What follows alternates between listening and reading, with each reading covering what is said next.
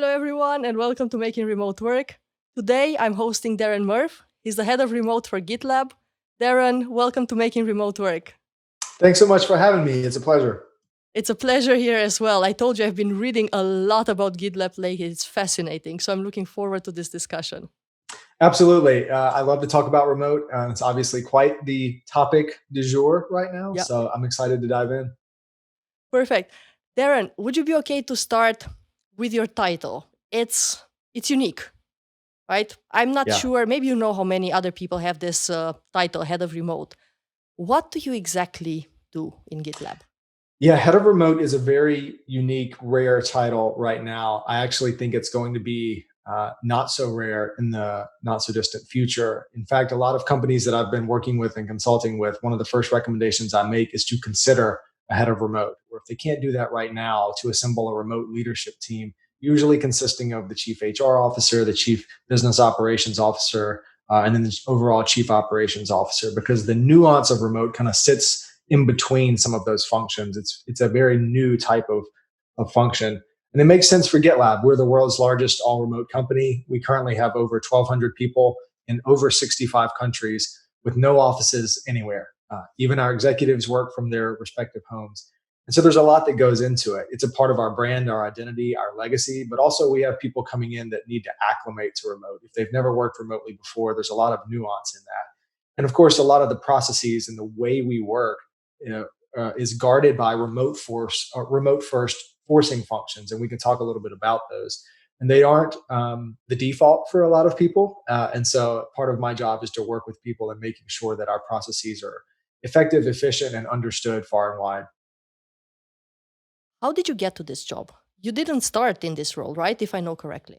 Yeah, that's correct. So the thought for this job, and then a funny story about my title after that. So the thought for this job came from the marketing organization. Essentially, the media and the press knew about GitLab from the DevOps perspective. We make an amazing application, a DevOps tool that's delivered as a single application, and the world knew about that. But what they didn't know about was what we were pioneering on the people and culture side. We were quietly building the world's largest company with no company-owned offices, and no one knew about that. And so my role was kind of incepted to talk to the media, talk to the press, and to explain this to people, to share this with the world. But it grew and grew and grew. And so part of my role actually became the arbiter of the all remote section of the handbook. So if you aren't familiar with GitLab, we're very, very transparent. We don't have an internal and external handbook. It's all public to the world. And the overall GitLab handbook, if you printed it out, is over 5,000 pages. There's a big section in there that's fully devoted to all remote, how we think about asynchronous, how we think about meetings, how we think about remote hiring, onboarding, and collaboration. All of these questions now that people have that are suddenly remote, we've written all of this down in hopes of helping other people. So my job has expanded from just talking to the media and telling our story to actually building out this education library and helping other companies do this. And of course, working with our hiring and talent brand and onboarding departments of the company to make sure that the people that join GitLab are given the best chance to thrive in this new environment. So the story of the title, the original title was not that. It was mostly around the culture side of it. But we had an event. We partnered with General Catalyst for a remote work event. And Andreas Klinger was there. He's a good friend of mine. And he's head of remote at AngelList. When we were having this conversation, Sid, our CEO, Andreas, and myself, and I was telling Andreas what I did. And he said, Sid, I feel like Darren actually owns this title more than I do. My title should actually be head of remote products. I work more on the engineering and product side and less on the people side. And so in typical GitLab fashion, Sid went home and actually spun up a merge request to change the title to be more indicative of what I did. And then it was merged. And so we actually used GitLab, the product, to change a GitLab title. Probably the most GitLab-y thing I can think about, but it's a good story. And anyone can search for that. It's a public merge request, so you can see it. Who would you say would be, right? You're saying that a lot of the companies will have this role in the future. Who would be a good fit for such a role? Who would make a good head of remote? What kind of skills should people be looking for? It's a great question. It's a rare cross section right now. And the reason is remote work hasn't been around that long compared to basically anything else. So I've been working across the spectrum of remote for my entire career, so over 14 years now. And when I started working remotely, it was primarily on the editorial newsroom front, and this was before the advent of 3G telephone networks, and laptop batteries lasted like 30 or 45 minutes. So remote working was really hard. Now it's so easy compared to that. We have ubiquitous LTE. We're on the cusp of 5G everywhere. Laptop batteries can last a full workday. It's unbelievable. But it takes someone who has kind of lived that and you understand the nuances around it. There's nuances in culture. A lot of times, remoters feel, I call it remoters guilt, where they feel like they have to actually overproduce because they realize that they don't have the commute that maybe their co-located coworkers have.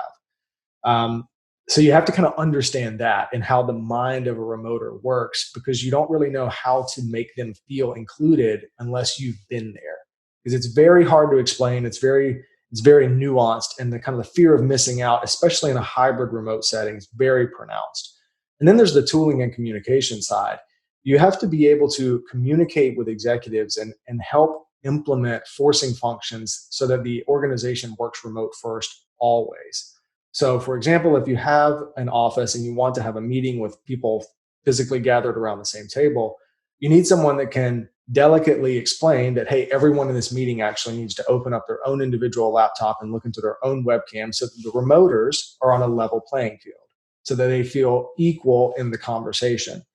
This isn't naturally apparent. This isn't the default of people, but kind of understanding the human side of communication is really core to a head of remote, in my opinion. And also having a penchant for learning and development. You have to understand that we're conditioned from an early age to function well in a box. You look at grade school, kindergarten, it's essentially kids' office. You put kids with desks in a room and you do the thing that the teacher says. And the adult workplace is not much different than that.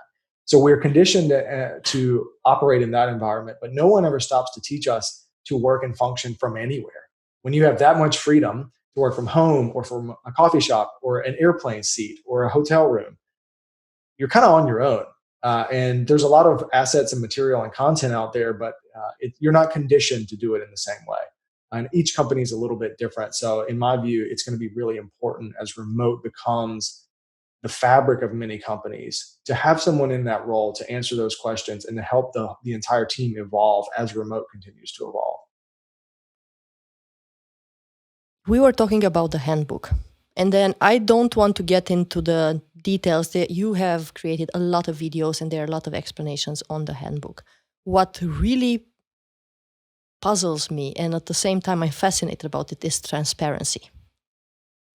Never have I seen such level of transparency. Did you always meant for it to be so transparent? Did it get this transparent on the way? Does it help? Does it hurt? How do you feel about that now that you've been doing this for some years? Transparency has been key to GitLab's DNA from the very beginning. And I'd say part of it is because there's no other way. And part of it is because it just helps us live our values more. So I'll start with the first part of it. In an all remote company, and frankly, in any remote company of any size and any scale, the fewer barriers you have between communication silos, the better. So I've seen instances where you take a team and the finance team has their own handbook and their own way of doing things. And the HR team has their own handbook and their own way of doing things, engineering, so on and so forth.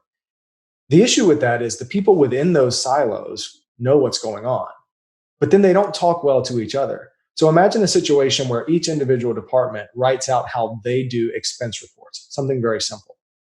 But if no one is talking to each other, if there's not a single source of truth on how the company does expense reports, then you have people eventually doing it a different way, which creates massive inefficiencies and dysfunction and confusion. Now, this is a very tame example, but imagine this being applied to something more significant, like entire budgets. This is when communication starts to break down. So transparency serves as a hedge against that. It serves as a hedge against dysfunction. So honestly, it behooves companies to be very, very intentional about transparency, just so you have fewer questions. So departments know what's going on amongst departments. I love that the engineering department can see the objectives and key results for marketing so that they know where we're headed, and vice versa. So we can tailor our approach to our work to benefit other departments in the company. There's this notion where many companies kind of restrict access as tightly as they can, and then it's only shared on an as needed or need to know basis. But in a remote setting, that doesn't really work. You have people across all different time zones, across oceans, across continents. If they don't have access to information, quite frankly, they can't do their job. So transparency is kind of a prerequisite to doing remote well. And frankly, I think it's a prerequisite to doing business well. And you work well, yeah. Yeah. The other part of that is it helps us live our values. If you look at the GitLab's values page, we have 6 core values. And these are words that you've probably heard before, things like results and iteration and collaboration. But it's a lot more than that. Collaboration can mean something different to each person. So we are very prescriptive about what it means. There's thousands of words underneath each of our values that exemplify how do you live this value in a remote setting. And we directly explain out how this can be lived out so that there's no question, there's no ambiguity around that.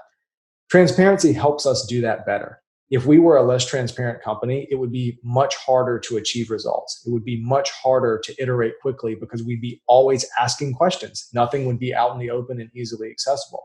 It would be much harder to collaborate because no one knows what's going on amongst teams. So just on a base level, being transparent allows us to live our values more directly. So it's one of those things that it sounds really kind and nice to be transparent, but at the bottom line, it helps us do our jobs better and it helps us treat each other better. And I think it's been a model for other companies. We've seen other companies that now are looking to us for guidance and understanding and insight on how to do remote well. And because it's all transparent, they immediately see the benefit to them. And then the second order thinking of that is, wow, how much better could our business be if we also had this level of transparency? True, and that's what I'm thinking as well. And what surprised me is that you even have transparency in comp and ben. Most companies are afraid of that because maybe different laws in different countries, different way of looking at things, maybe wishing that they can cut $1 here and a dollar there and not make it transparent. But you get that out as well. Yeah. Did transparency ever come back and bite you? Well, I'll say one thing first on the comp and benefits part of that. If anything is a secret, everything is a secret. That's just the bottom line. So if we were to intentionally try to conceal anything on the comp and benefits, then every worker here would essentially ask, well, what else is GitLab not transparent about? Like, transparency is only meaningful if it's fully done. It has to be 100%. And we share all of that because it keeps us accountable to ourselves. We want to have that open discourse and discussion. We actually see remote as an incredible hiring advantage, a competitive advantage right now. But we are actively working to diminish that competitive advantage. We actually want more remote first and all remote companies to pop up and thrive so that it puts pricing and comp pressure on us to have to raise that bar. That would mean that the world as a whole is embracing this, and we believe that the rising tide is going to lift all boats. So it's a very different way of thinking about it, but without it being transparent, we would have no way to gauge, is this going in the direction we want it to go or not? Or not. The thing about it coming back to bite us, our CEO, Sid, has often said that we won't be transparent if it doesn't make us do our jobs better. Like if we are transparent about something and it's like, oh, that actually doesn't enable us to live our values more directly, then we won't do it. Like we are very intentional about it. You may have heard radical transparency, but we're very careful to not call it radical transparency because radical infers recklessness, and we're not reckless about it. It's intentional transparency. So we're going to be as transparent as we possibly can until we can't for whatever reason. There may be something post being a public company where there are certain things that due to absolute laws and regulations, we have to get creative about the transparency there. But it's one of those things that, innocent until proven guilty, like transparent until we cannot be for a certain reason. And the reason has to be because it makes us worse at what we do, not because it's uncomfortable. There's the difference. Did you see you're hiring people that are not coming from all remote companies? Some have never worked remote, some have worked with hybrid. Do you see a change of behavior in transparency, in the level of communication and how they do it when they get to this level of intentional transparency that you're promoting? Yes. Part of my biggest challenge is enabling and empowering people to give themselves permission to drop any organizational baggage from prior workplaces and really give themselves permission to operate differently, to truly lean into our values and sub-values and fundamentally do their work and their relationships with people differently. And this is very challenging because there are some ways that GitLab goes about doing things that would be detrimental to your career at other organizations. We have this notion that everything is in draft and it's okay to share something in a work in progress state. This is absolutely taboo at most other places that I'm familiar with. You are supposed to only present absolutely perfect, polished work, and any typo or any slip up of a graphic indicates that you aren't detail oriented. We completely destroy that notion. We just want things to ship quickly. We want to get works in progress in front of people quickly so that they can give us feedback and course correct and make sure that we don't spend 6 months going in the wrong direction. We want everything to be a two-way door decision. This is fundamentally incompatible with the mentality that many people have coming in. It just does not make any sense. It does not follow any logic whatsoever. So a lot of it is helping to reinforce that and equipping and empowering other GitLabbers to share that with people and say, no, it actually is okay, and to lead by example. And we actually have a values Slack channel where we highlight instances of people doing this to try to reinforce it, because it's really hard. Even when you read it, we get this in interviews all the time. Like, I'm reading your sub values. Can you tell me how this is actually being lived at the company? Because I fundamentally cannot comprehend how it could work given my prior workplace experience. So it's a challenge for a lot of people to believe it, I think is the short version of that. But once people have a taste of it, they catch on really quickly. It usually only takes about 3 to 4 weeks before they get it. They understand the transparency side of it, and it makes work better. It makes life better. It lowers your stress and anxiety. It's universally more positive for people. So once they kind of take the leap of faith and do things differently, they're hooked on it. And then they become a big advocate for it and continue to evangelize for that for other new people that are coming in. I wanted to ask you about the time that it takes to make the switch. So you're saying 3-4 weeks. That's what I've seen. But that's only the case because people that come here are so bought in that we are unafraid about showing people the way. Even to the point where, I'll give you an example. We expire our Slack messages after 90 days. So after 90 days, anything in Slack vanishes. This is a forcing function so that people don't do work in Slack. We want the work to start where it needs to end up. And in our case, that's in a GitLab issue or a merge request. So someone may come in and say, okay, I'm going to start this project, start this idea in Slack. And you can see it when it happens. So immediately someone else that's been at GitLab for a while will just comment on that and be like, hey, it looks like you're starting a project here. Would you consider starting this in an issue? Because that's where the discussion is going to need to take place. If we discuss this here, there'll be no trace of it, no context, no history after 90 days. It only takes 1 or 2 of those before you get it. You're like, oh, right, don't start work here, start it over here.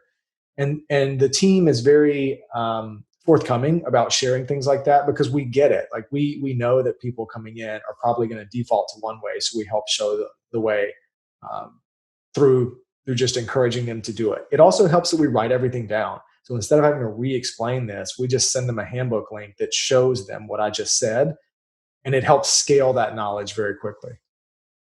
Is it harder for individual contributors or for leaders to learn all remote and to model all remote? I think it's on leadership, and here's why. This is what many leaders are struggling with right now if they've become suddenly remote. Couple of things. They may have always led through command and control, this kind of micromanagement. I can look over your shoulder and make you do something. Well, now you have someone that you cannot see face to face, and you have to almost flip it entirely. The leaders that thrive in a remote setting are more aligned with the servant leadership type of personality than the command and control personality. And here's why. Leaders in remote settings have to be way more open to feedback. And essentially their core job is to have open ears and to help unblock things, because you cannot physically see anything of what's happening across the network of people. You simply have to be a sounding board and be very receptive to feedback from your direct reports and from anyone. If you have not lived your manager life in this way, this is very jarring and very difficult to swallow. It is it democratizes things significantly. And if you're not used to that, it can feel intimidating. So a lot of leaders are kind of grappling with that. The second part of it is many leaders have given performance reviews and praise and promotion on purely subjective means. If you're seen in the office, you dress a certain way, you carry yourself a certain way, there's a certain charisma, aura, you get promoted. It's really as simple as that. It has almost nothing to do with the work you actually did. Now, the only way a manager can judge a direct report is through results. And you won't know what the results are unless you as a manager write down what you expect from each person. You have to be very articulate about what you expect their outcome to be and when. So this adds a whole new burden and a whole lot of extra work on many managers that have not written this down. So now they're in this mode where they're thinking, oh my goodness, I actually have to look at each direct report and write down what the metrics are, write down what their objectives and key results are. Otherwise, I have no way to judge them because subjectivity has gone out the window. For managers who aren't used to that, that's very difficult to transition into. So if I had to pick between the two, I'd say managers, especially suddenly remote managers that don't have those two elements already in place. They do get the feedback from their teams. They do get direct feedbacks either on Slack whenever they do something that is not GitLab way, right? Do you support them in any way as a company to make this transition? Because I imagine that not all the leaders that you're hiring are open, servant from the very beginning, and some of them are extremely good at what they do, but they still need to change style. Yeah, there's a couple of sub values that help with that. And I try to link some of these together. One of them is blameless problem solving. And so if essentially you're being attacked or blamed for something instead of being helped, we have this written down in the values, and so people can literally link even to their managers and say, I feel like this value isn't being lived. It could be my misunderstanding, but can we have a conversation about that? Because anything and everyone can be questioned, especially if it points back to a value. There's another sub value that it's impossible to know everything.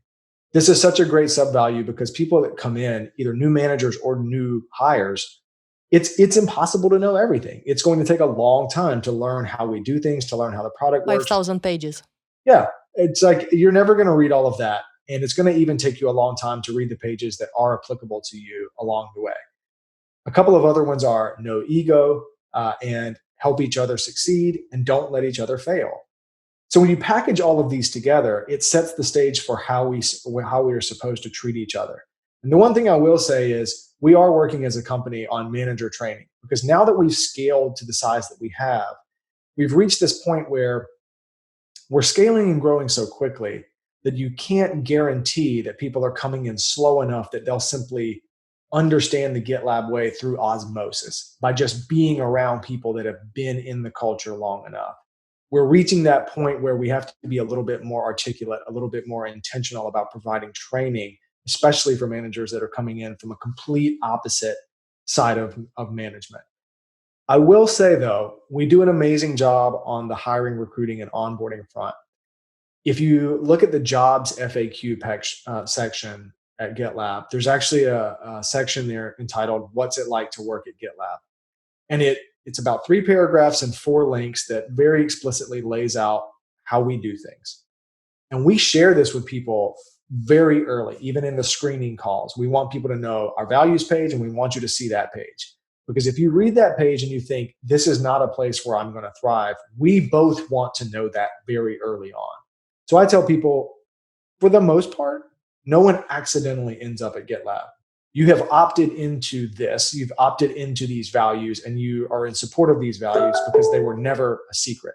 And this goes back to transparency.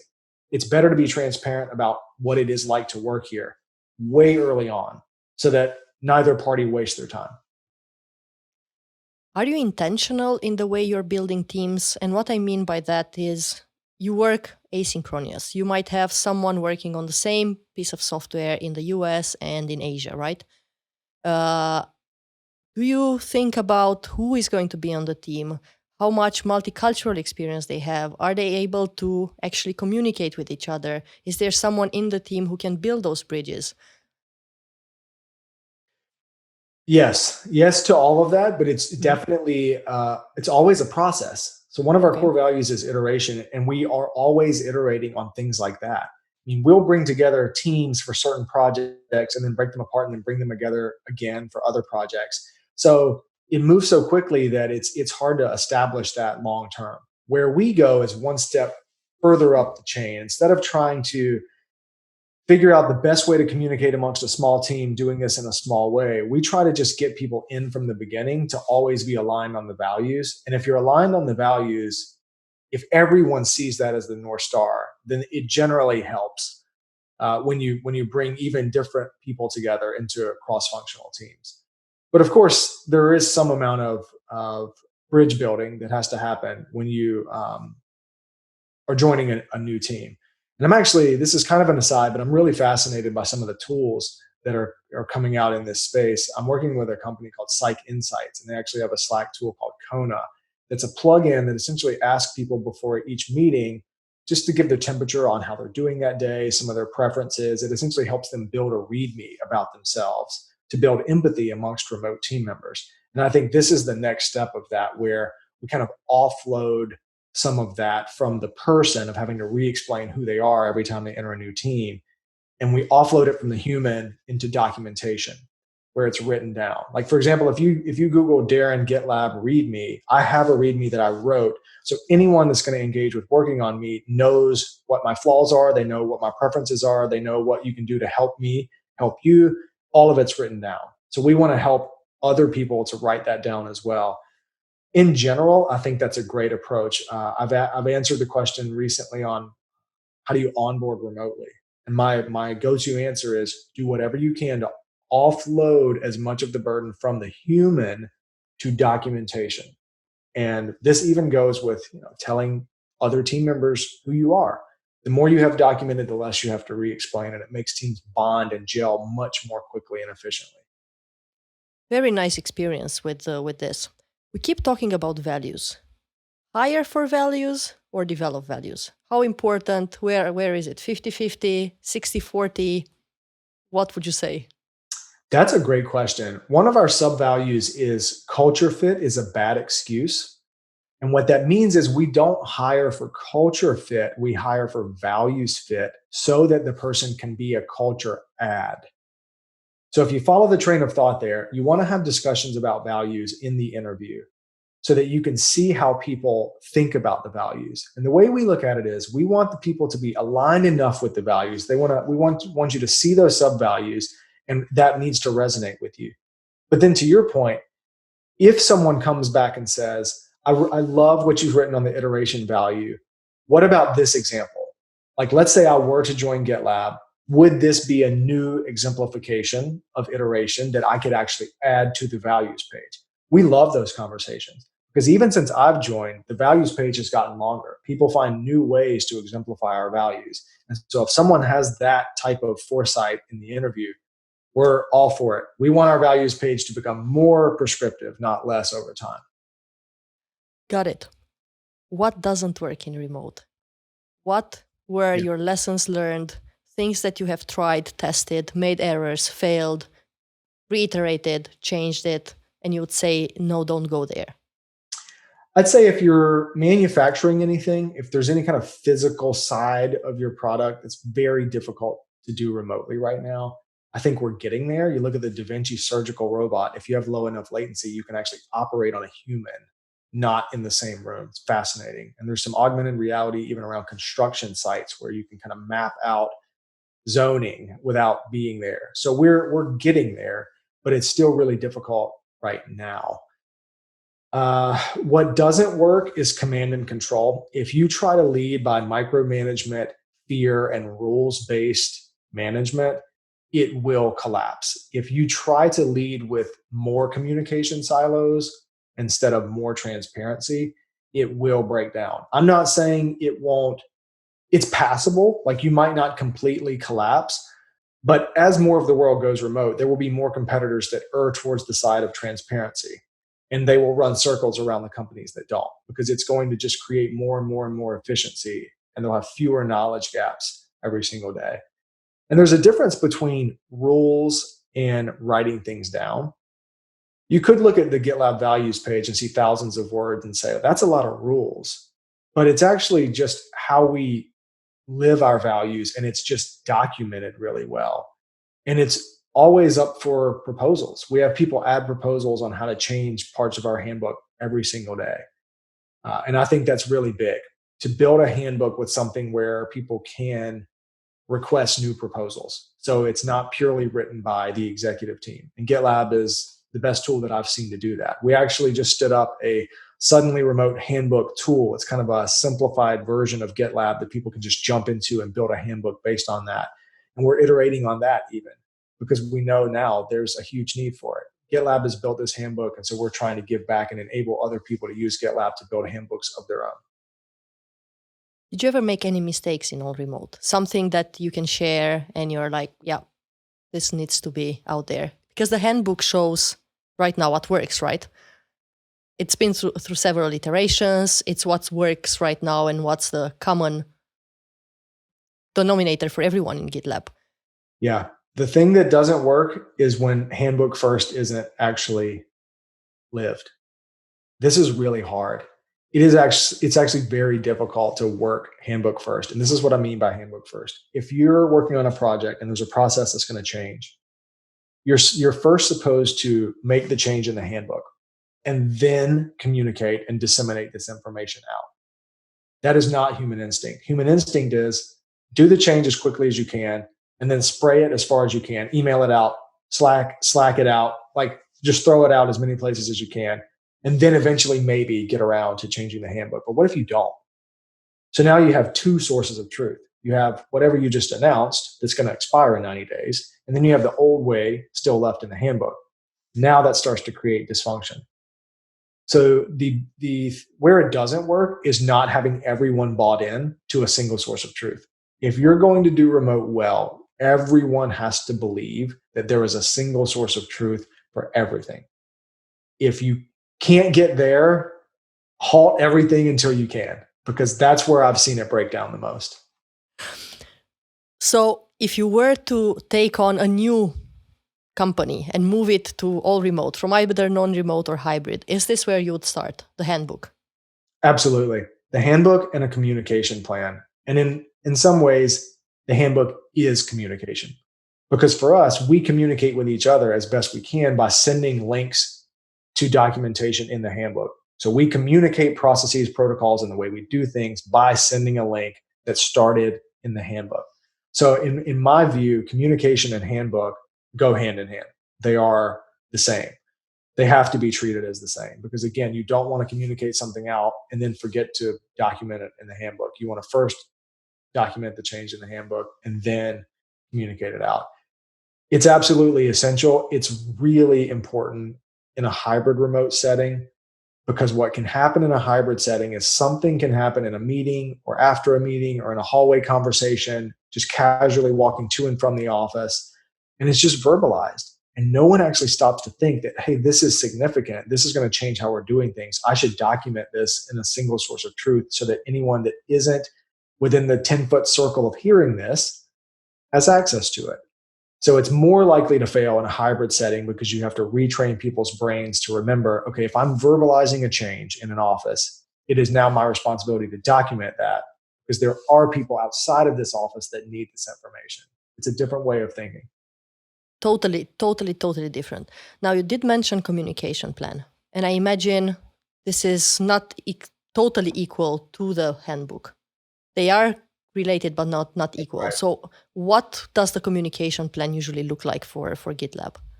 So we actually have as you would not be surprised to learn, we have an entire handbook section dedicated to communication. And I would encourage anyone to Google GitLab Communication Handbook and you'll see it. You can copy and paste it. It's all open source. But it lays out intentionally where work communication happens, where informal communication happens, how one-on-ones are structured. We have an actual guideline so that everyone in the company knows that you're doing one-on-ones the same as everyone else. So even on those leadership side of things, we have that documented, how to communicate across as leaders. You have to be prescriptive about everything. Very few companies are going to take the effort to actually write down and document how one-on-ones are delivered, but you need to, because it's the only way you're going to ensure that thousands of people potentially have the same access to the same one-on-one as anyone else. You have to write it down. I would say don't be overwhelmed by the thought of I have to write down everything about how we communicate. Just start with one thing. Just start with one-on-ones, or just start with how you communicate informally, and just build on it and build on it and iterate on it. I like to say that remote doesn't happen overnight. It's a journey. It's a process. Just like if you were opening a new office, it's unlikely that everything would work really well on day one. The key fobs might not work. The elevator might get stuck. Lunch shows up late. The HVAC is going crazy. It's too hot. It's too cold. But that doesn't mean you just give up on the office. That means you just polish it. You get better at it every single day. But you have to be intentional about certain elements of communication that you can leave to serendipity in an office. Informal communication is a big one. We have to be intentional about structuring coffee chats, structuring team social calls into our calendar. So our people group actually meets with leadership, and we brainstorm ways to engage the team. A great example of this is a couple of weeks ago, we had our entire marketing team on a Zoom call, over 130 people, for a talent show. So this was something that was put on everyone's calendar 2 weeks in advance with a Google Doc agenda attached to the invite. And it said, sign up with your talent. So we had over 20 people sign up. We had someone doing sign language with their dog. We had someone Zoom into their kitchen, and like flames were coming up, like just cooking for everyone. And at the end of it, we had a panel of judges, and prizes were given out on what the top talents were. And I think this is a really fun and engaging and innovative way to connect as a remote team. And it didn't take a ton of effort. It was just one calendar invite with one Google Doc agenda sent 2 weeks in advance. Anyone could do this using existing tools that you have. It's just the mindset change of we have to be intentional about setting up an atmosphere for our team to bond as humans. When you're talking about it, Darren, it feels like GitLab is a very nicely oiled machine. Everyone is intentional, civilized, has the right words for everything, knows how to do everything. Is it really like that? There's plenty of negativity. We live in a world where business is not perfect, and we have to deal with that. We deal with our systems failing. We deal with clients having issues. They thought something was going to work some way, and then now it's not working that way. We have all of those issues that any other business would have. The difference is it's all written down on how to deal with it. So our response tends to be much calmer and much more articulated, much more intentional. There's far fewer fire drills because our responses are written down. Everything links back to our values. We've seen so much in the 9-10 years that we've been around that we've documented everything that we've learned about solving problems along the way. So sure, we still see new problems, but a lot of them aren't radically new. There's some element of something that we've seen before. And if we've documented the process and everyone can rally around it, it helps the solving of those problems. I think what happens in most companies is when you don't document how you deal with things, every single time something happens, it's the biggest thing ever because you're starting from scratch on who needs to be in the room, who needs to know what have we shared with people, what do people know, when did this start, how did we deal with this last time. This is all before you actually get to the point of solving the problem. This creates a lot of chaos, a lot of dysfunction, but imagine if you had all of that already written down and you started solving it from a single source of truth. I mean, I see this happen every day where some crisis, minor crisis will happen in GitLab. We'll throw in a Zoom link. Anyone across the company that feels like they can add input can jump into this Zoom call. And there's a Google Doc where it's organized on who is typing and speaking when. And we solve problems transparently. You can see it happening in real time, the thought process happening in real time, not in a closed box, but in real time. To me, that doesn't feel difficult. Pretty much any company could grab a Zoom link and a Google Doc and do this exactly the same way. The difference is it's built into our DNA and our culture of course, this is how we do it. Like there's something happening. Why should we be upset about that? Let's all jump in and solve it together. That is the biggest difference. In most companies, whenever a crisis happens, it's like, all right, let's conceal it to the tightest possible box, get the fewest people as we can in the meeting. And it's like, what are you doing? You hired thousands of really smart people. You should allow them to contribute. They might not, but empower them to contribute. I think that's the biggest difference, honestly, just empowering people so they all put their heads together, right? And it just works. It's really nice. How do you know if a company is healthy as an all remote company? Do you have any measure of that? Yeah, we survey our workers just like anyone else, and we'll ask questions on how confident do you feel in the decisions that leadership is making? Do you feel like they're being transparent? Are you happy with your current manager? Is there something that your manager could do to make your life better? Do you want to learn more about other parts of the company? We ask these questions in routine surveys.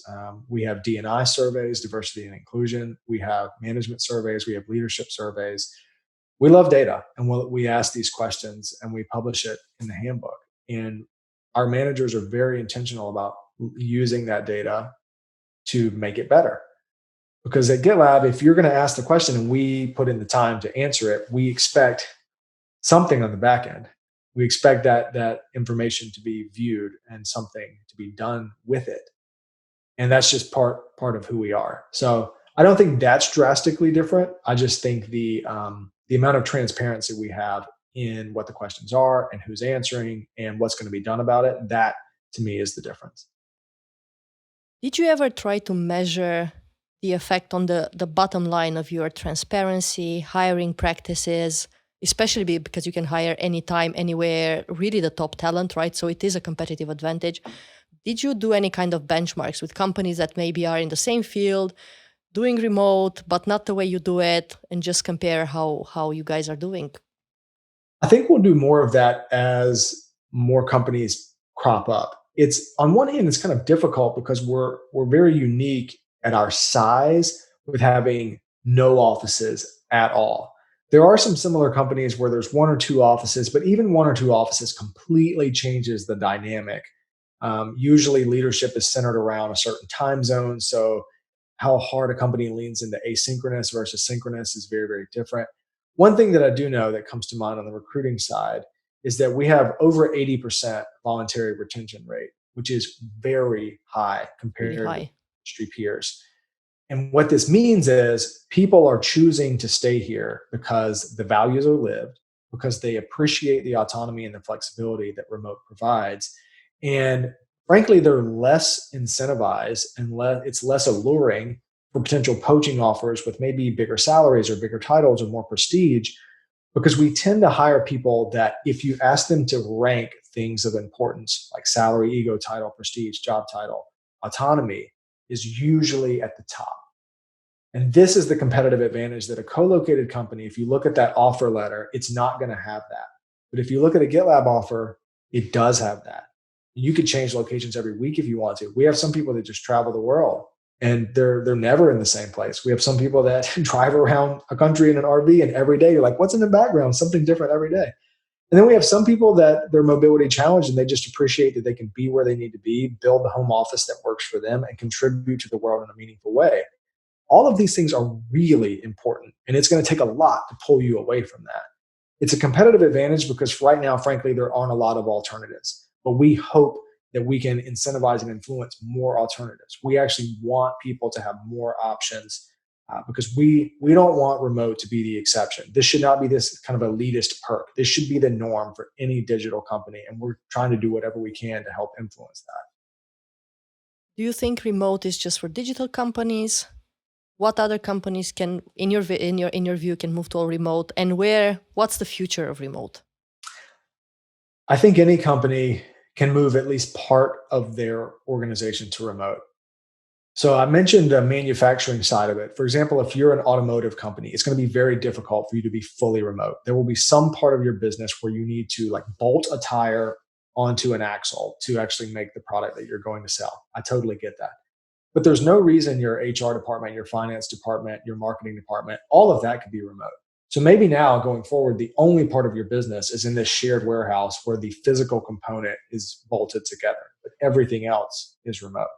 I think this is a shift because you often hear that my business isn't amenable to remote. It's an all or nothing type of thing because we have a part of the process that involves physical manufacturing.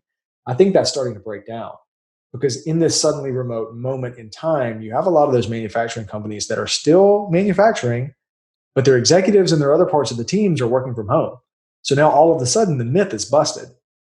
You're learning that, oh, actually, a lot of what we do can be done remotely, even in suboptimal settings. Imagine 6 months from now when you've had a chance to lay the right remote infrastructure, your company is going to feel a lot more fluid than it does right now. I'm actually proud of humanity for how well we've adapted and rolled with this change.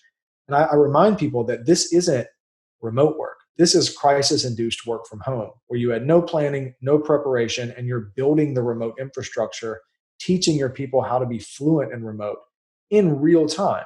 This is very difficult and not at all optimal. So I'm proud of humanity as a whole for doing what we're doing. And I think the companies that take this seriously and are intentional about laying this groundwork are going to be much better off, even if a lot of their people do choose to go back to the office. There will be some that don't. And even if you have two offices, for example, you're remote to each other. So you're laying groundwork that's going to benefit the company overall. In terms of where this is going, I think it's a major societal shift. I'm going to give you an example. You have hundreds of thousands of tech workers right now in Silicon Valley that are going to spend the next 3 or 4 months doing their jobs from home. And in 3 or 4 months, the boss might say, all right, time to resume that commute. And I think they're going to collectively look at each other and they're going to say, we just did our jobs for 3 months. I saw my family more. I exercised more. I slept better. I didn't contribute as much greenhouse gas. I spent almost no money on fuel. I cooked more. I'm a better person. I feel happier. I'm more engaged. How about no? I'm not going to go back to the office as the default, and I'm going to continue to do my job. I think the second order of that is once their expensive Silicon Valley lease runs out, they're going to think, so now what's stopping me from moving to Iowa, Idaho, somewhere in Denmark, where I actually want to be? Like, I actually have no reason to be here other than my vocation. So now that I've decoupled vocation and my life, why don't I actually go somewhere with better air quality, better schools, more land, more space, maybe back to my hometown, a community that matters to me where I can actually invest in a smaller place and reap the rewards of that, really pour into the people in some of these communities. And I think the third order of that is businesses are going to see this moment as kind of the awakening, the wake up call that decoupling geography and your business will help de-risk it. So for example, you look back at Brexit, there are a lot of companies that were based in London that have been permanently altered and impacted by Brexit, which had nothing to do with their business fundamentals. You have companies now that were based in Milan, for example, one of the COVID hotspots, and they're being more negatively impacted than a business in Dallas, Texas, not because of their business fundamentals, just because of socioeconomic factors and global crises that they could have never seen coming. So it's actually going to strike businesses as a way to remove risk from how they operate, to reduce the amount of real estate that they own, and empowering people to work from anywhere. It'll make them more flexible as a business. I'm actually really optimistic about the future. I think people in this time of isolation are finding more innovative ways to connect with people, to engage with people. They're doing Zoom double dates. We're getting kids on Zoom calls and letting them connect across oceans and speak different languages to each other and show off different toys to each other. This is fascinating stuff that if this had not happened, I don't think humanity would have paused to do it. I think we're also realizing that community matters, family matters, and it's a great moment to question, how tightly should your identity be tied to work? Should we actually be filling some of those voids of the happy hours with actually spending time with our own families or in our own communities?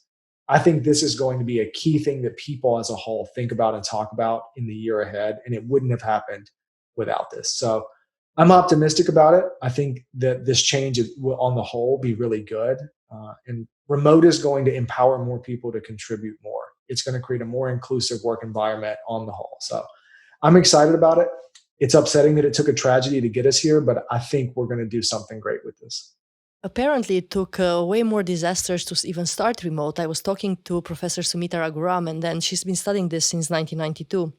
And then she took me through several disasters, hurricanes, 9/11, 2000, the change of date, right, and everything. And then she said, really, it takes disasters to move more and more to remote. She's just as positive as you. But I do believe that there are negative sides as well. I mean, there's more domestic violence, unfortunately. I was talking to Mart Frein about this. There are people who literally miss out their colleagues at work, even if they're introverts. I have a very good friend and she's an introvert and she's just going like, I need to get out. I want to see my colleagues. Right. I have issues splitting work from the family life, even though we live all of us in the same room. Right. It's an issue because I always feel like, hey, I have a Slack message. I can answer in 2 seconds, so I can go and do it. Right. One thing I'll say to that is I actually am very hopeful that once the world returns to normal, you can still get out of your house and meet colleagues. So I think that's the difference. What we're living in right now is not eternal. There will be a moment where, like, not everyone's going to shut their office down overnight. So maybe you just want to work from home 1 week and then work in the office the next week to get that in-person interaction with your people. Everyone's different. Once we're back to normal and travel can resume, you can have that. That'll just be more flexibility. So I would just encourage people not to take the here and now as what's going to be eternal. The issues you mentioned are real, absolutely. We, for example, we expense co-working spaces, but a fifth of our company takes us up on that. And right now they can't go to a co-working space. So very similar, they don't want to be working from home, but they have to be. So they'll also be very relieved once we get back to a state where we can travel more freely. And when they can socialize, definitely. One last question, Darren. You have been studied like crazy by researchers. GitLab's name is on everyone's lips whenever they talk about all remote. And you are doing interviews, videos, you're very open with your handbook, and everything you're doing, everything is posted online. But I somehow feel that the research is directed by them. If you were to research something, what would be the topic that you would say, yeah, this is really a must research in all remote companies? This is really something that will give you a better glimpse of what we are doing. Yeah, I would love to see more research on the cultural implications linked to ROI. I think this has the biggest potential for impact long term. Because if you can link the cultural nuances of why we do the things that we do, why we treat people differently, why we treat our clients differently, why values matter so much, that actually drive better business, it will add more empathy in more companies, whether they're remote or not. And I really want to see a place where empathy is directly linked to business results, because we know it and we feel it, but there hasn't been a lot of research done on it, such that every company, I want their CEO on a quarterly earnings call to be grilled on how empathetic is your company. I don't want to hear about sales metrics. I don't want to hear about the usual metrics. I want to hear about how are you treating your people? How are you empowering your people? How are you ensuring that your people want to stay with you?